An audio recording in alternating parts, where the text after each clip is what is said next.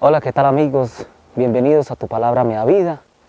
Este domingo vamos a reflexionar acerca del Evangelio de San Mateo. La liturgia de la palabra nos propone a un Jesús glorioso y es a partir de él que vamos a hacer la reflexión. Escuchemos el Evangelio. Lectura del Santo Evangelio según San Mateo. En aquel tiempo Jesús tomó consigo a Pedro, a Santiago y a su hermano Juan, y se los llevó aparte a una montaña alta. Se transfiguró delante de ellos, y su rostro resplandecía como el sol, y sus vestidos se volvieron blancos como la luz. Y se les aparecieron Moisés y Elías conversando con él.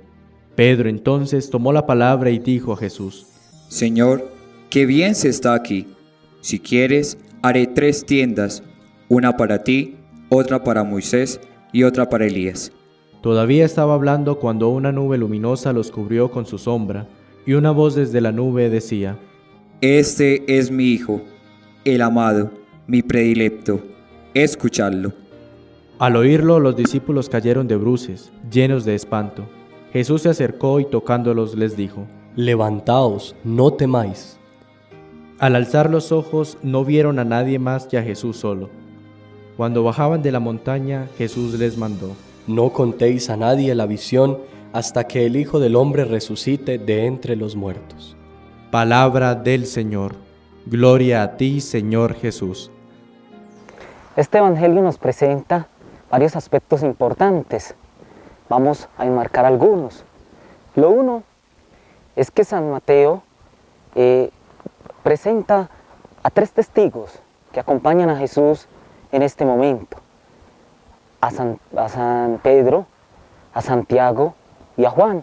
Los 3 suben al monte y son los que más adelante le van a decir a la comunidad cristiana todo lo que allí experimentaron.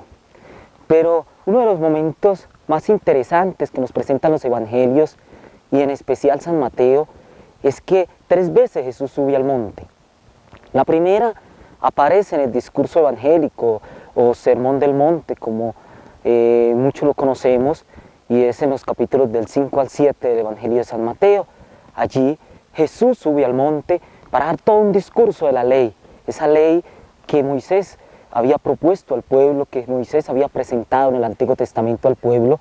Aparece de nuevo acá Jesús dándole la plenitud como el Hijo de Dios que viene a manifestar la verdadera ley, basada no tanto en una ley rigurosa, sino más bien en una ley del amor, del cumplimiento del amor de Dios, ese mismo que se manifiesta en Jesucristo.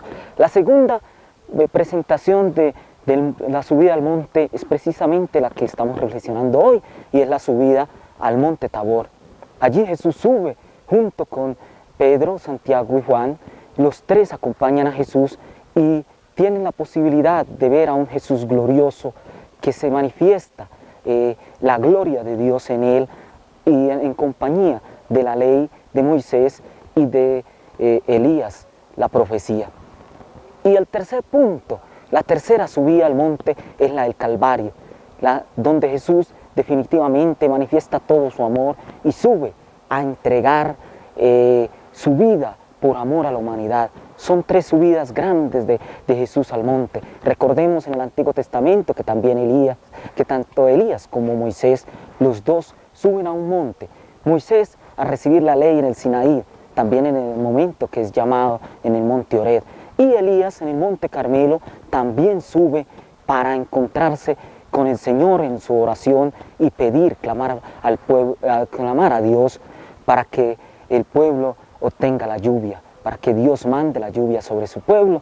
Son los 3 aspectos importantes que aparecen de la subida del monte de Jesús junto con Elías y con Moisés.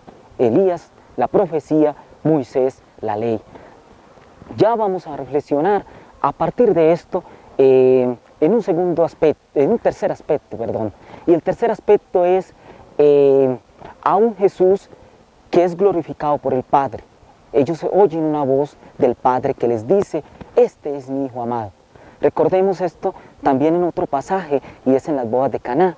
Allí María les va a decir: escúchenlo a Él, escuchen, obedezcan lo que Él les dice.